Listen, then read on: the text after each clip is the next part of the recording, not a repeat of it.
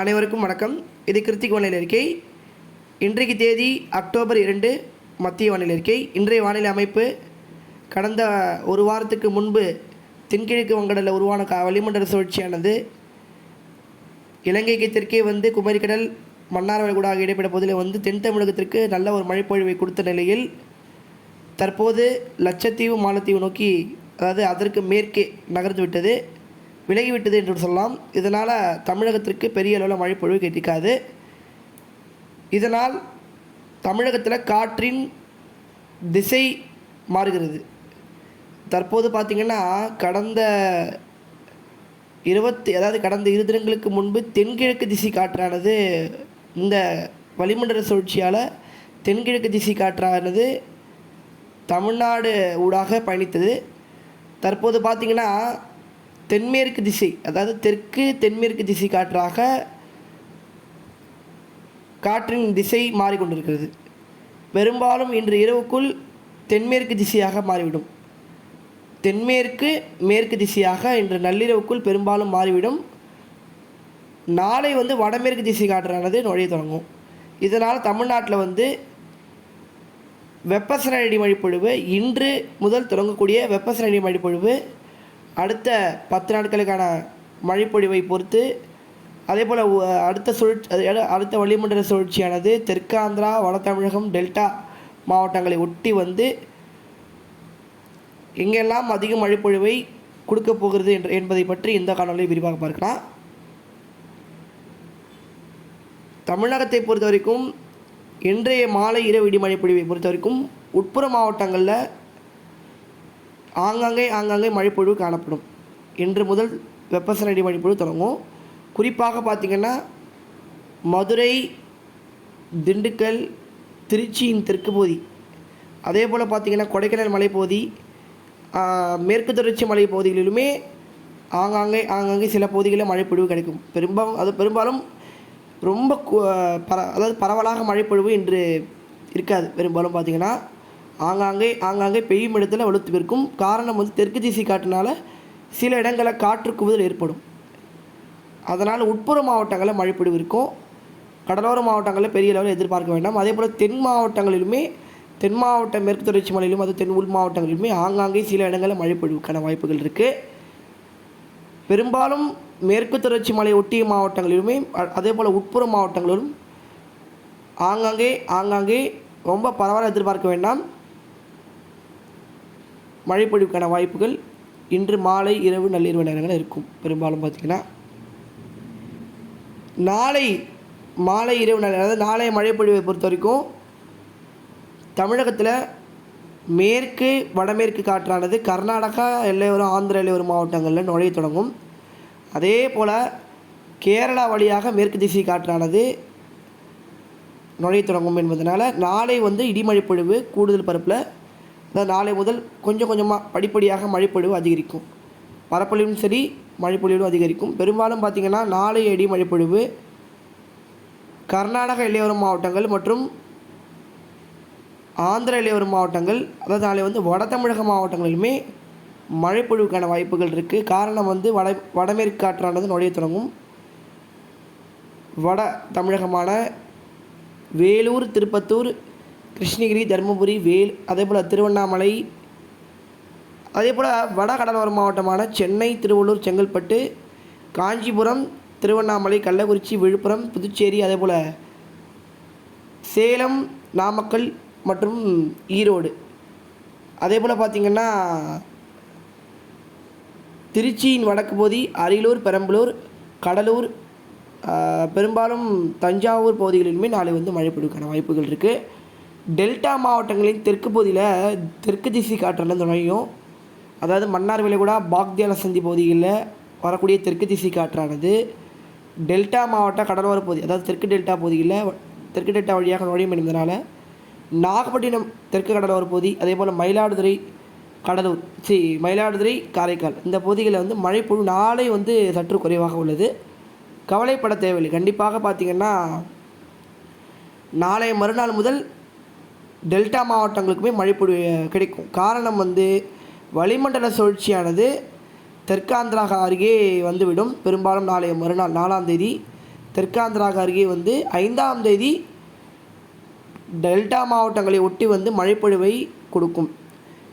பெரும்பாலும் பார்த்திங்கன்னா 4ஆம் தேதி 5ஆம் தேதி 6ஆம் தேதி 7ஆம் தேதி 8ஆம் தேதி 9ஆம் தேதி வரைக்குமே மழைப்பொழிவு கடலோர மாவட்டங்களில் மழைப்பொழிவு அதிகரிக்கும். பெரும்பாலும் பார்த்திங்கன்னா வடகடலோர மாவட்டங்கள் மற்றும் டெல்டா மாவட்டங்களில் மழைப்பொழிவு சற்று கூடுதல் பரப்பில் மாலை இரவு நேரம் தான். அதாவது பருவமழை கிடையாது, வெப்பசலன மழைப்பொழிவு தான் கூடுதல் பரப்பில் எதிர்பார்க்கலாம். டெல்டா மாவட்டங்களுமே இந்த சுற்று மழைப்பொழிவு நல்ல ஒரு மழைப்பொழிவை கொடுக்கும். குறிப்பாக பார்த்திங்கன்னா நாகப்பட்டினம், காரைக்கால், மயிலாடுதுறை, திருவாரூர், அதே போல் தஞ்சாவூர், அதே போல் கடலூர், கள்ளக்குறிச்சி, விழுப்புரம், புதுச்சேரி, சென்னை வரைக்குமே கிட்டத்தட்ட நெல்லூர் வரைக்குமே பார்த்திங்கன்னா தெற்காந்திரா தொடங்கி கிட்டத்தட்ட நாகப்பட்டினம் வரை இருக்கக்கூடிய கடலோர பகுதிகளில் வருகிற 4ஆம் தேதி அல்லது 5ஆம் தேதி முதல் நல்ல ஒரு மழைப்பொழிவை எதிர்பார்க்கலாம். காற்று சுழற்சி, வளிமண்டல சுழற்சி தமிழ்நாட்டுக்கு அருகே வந்து அதே போல் தமிழ்நாட்டின் உட்புற மாவட்டங்களிலுமே மழைப்பொழிவு எதிர்பார்க்கலாம். பெரும்பாலும் பார்த்திங்கன்னா இந்த வளிமண்டல சுழற்சினால் தமிழ்நாட்டின் பெரும்பாலான மாவட்டங்களில் மழைப்பொழிவு எதிர்பார்க்கலாம். ஏனென்றால் இந்த வளிமண்டல சுழற்சியானது கிட்டத்தட்ட மிக நீண்ட வளிமண்டல சுழற்சி. அரபிக்கடல் முதல் வங்கக்கடல் வரை மிக நீண்ட வளிமண்டல சுழற்சி என்பதனால கிட்டத்தட்ட கேரளா முதல், அதாவது மேற்கே முதல் மேற்கு மாவட்டங்கள் முதல் கிழக்கு வரைக்கும் கூடிய அனைத்து மாவட்டங்களையுமே தமிழ்நாட்டில் வந்து மழைப்பொழிவு எதிர்பார்க்கலாம் இந்த சுற்று மழைப்பொழிவு பொறுத்த வரைக்கும். அதே போல் கர்நாடகா எல்லையோர மாவட்டங்கள், கேரள எல்லையோர மாவட்டங்கள், நீர்பிடிப்பு பகுதிகளிலுமே மழைப்பொழிவு எதிர்பார்க்கலாம். இந்த சுழற்சினால் பெரும்பாலான மாவட்டங்களில் கூடுதல் பரப்பில் சற்று பரவலான மழைப்பொழிவு எதிர்பார்க்கலாம். என்ன சார் 29ஆம் தேதி மழைப்பொழிவு சொன்னீங்க, செப்டம்பர் 29, 30 மழைப்பொழிவு பெரிய அளவில் கிடைக்கல, இந்த சுழற்சி வரும்னு சொல்கிறீங்க, இதனால் இதாவது கிடைக்குமா அப்படின்னு சொல்லிட்டு நிறைய வேதனை குழுக்கள் தொடர்ந்து தொலைபேசி மூலமாக அழைத்து சொல்கிறார்கள். அதாவது 29ஆம் தேதி முதல் எதிர்பார்த்த மழைப்பொழிவு ஏன் மழைப்பொழிவு பெய்யவில்லை என்பது முதல் நீங்கள் புரிஞ்சுக்கணும். சுழற்சியானது நம்ம பக்கம் இல்லை. அதாவது குமரிக்கடல், மன்னார் வளைகுடா அதற்கு தெற்கே தான் சுழற்சியானது நீடிச்சுது. அப்படின்னு இருக்கும்போது அதாவது தென் தமிழகத்திற்கு மழை கொடுக்கும் வகையில் தான் அந்த சுழற்சியானது வந்தது. அதே போல் பார்த்திங்கன்னா தென்கிழக்கு திசை காற்றும் வலுவாக வந்ததன் காரணமாக, அது இல்லாமல் ஒரு உயரழுத்தமானது வங்கக்கடலை தற்காலிக முன்னாடி நீடிச்சது. கிட்டத்தட்ட ஒரு 3 நாட்களுக்கு முன்னாடி பார்த்திங்கன்னா கிட்டத்தட்ட ஒரு உயரழுத்தமானது வங்கக்கடலை நீடிச்சது. அதனால் பார்த்திங்கன்னா அதுலேருந்து வரக்கூடிய அந்த குளிர்காற்றும் அதே போல் தென்கிழக்கு திசை காற்றும் நுழைஞ்சதன் காரணமாக தமிழகத்தில் மழைப்பொழிவு பெரிய அளவில் காணப்படலை. 29ஆம் தேதி முதல் எதிர்பார்த்த மழைப்பொழிவு தீவிரமடையவில்லை என்று தான் நம்ம சொல்லியாக வேண்டும். இருந்தாலும் அதற்கு முன்பு பார்த்திங்கன்னா இந்த வடகடலோர மாவட்டங்கள், வட தமிழக மாவட்டங்களில் நல்ல ஒரு மழைப்பொழிவு கொடுத்து விட்டது. அதற்கு பிறகுதான் மழைப்பொழிவானது கிட்டத்தட்ட டெல்டா மாவட்டங்களும் சரிவர பெய்யவில்லை, வருத்தம் அளிக்கிறது எனக்கு. அதே போல் பார்த்திங்கன்னா உள் மாவட்டங்களுமே சரிவர மழைப்பொழிவு எதிர்பார்த்த அளவுக்கு இல்லை. பொறுமை காக்க வேண்டும். கண்டிப்பாக வானிலை என்பது மாறும். தற்போது காற்று திசை மாறிவிட்டது, அதாவது தென்மேற்கு திசையாக மாறிவிட்டது. அதனால் கண்டிப்பாக மழைப்பொழிவு இன்று முதல் தொடங்கக்கூடிய மழைப்பொழிவு இடிமழைப்பொழிவாக 10ஆம் தேதி வரைக்கும் எதிர்பார்க்கலாம் இந்த சுழற்சினால். பிறகு பார்த்திங்கன்னா இந்த சுழற்சியானது 9ஆம் தேதிக்கு பிறகு கர்நாடகா, ஆந்திரா, அதாவது அரபிக்கடல் நோக்கி நகர தொடங்கும். அதற்கு பிறகு பார்த்திங்கன்னா பெரும்பாலும் பார்த்திங்கன்னா அடுத்த நிகழ்வு, அதாவது இதற்கு பிறகு அடுத்த நிகழ்வு உருவாகுவதில் தாமதம் ஏற்படும். அதாவது அடுத்த வளிமண்டல சுழற்சி உருவாகுவதில் தாமதம் ஏற்படும். அதே போல் தமிழகத்தை பொறுத்த வரைக்கும் 10ஆம் தேதிக்கு பிறகு வானிலை என்பது சற்று மழைப்பொழிவு குறைந்து காணப்படும். அதாவது அக்டோபர் 10ஆம் தேதிக்கு பிறகு தீவிரம் என்பது தமிழ்நாட்டில் குறைந்து காணப்படும். 10ஆம் தேதி வரைக்கும் நல்ல ஒரு மழைப்பொழிவு எதிர்பார்க்கலாம். அறுவடை விவசாயிகள்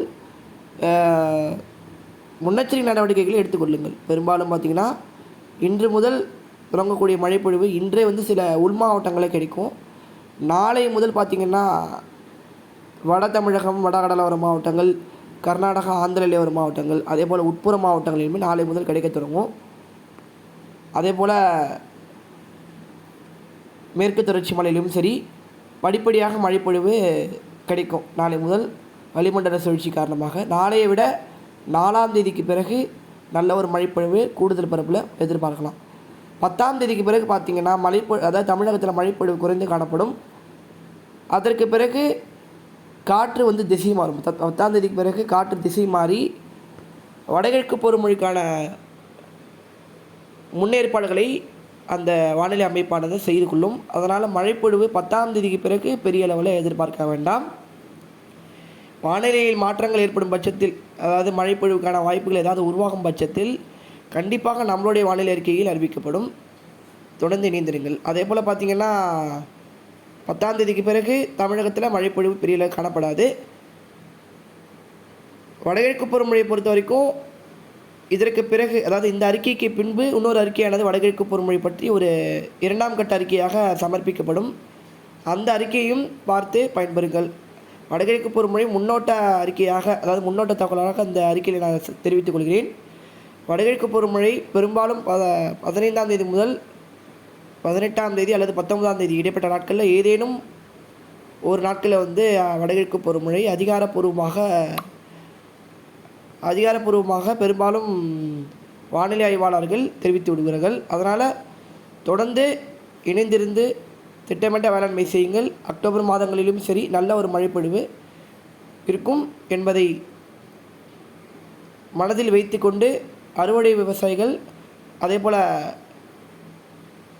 பொதுமக்களும் சரி மனதில் வைத்து கொண்டு திட்டமிட்ட வேளாண்மை செய்யுங்கள். தொடர்ந்து இணைந்திருங்கள்.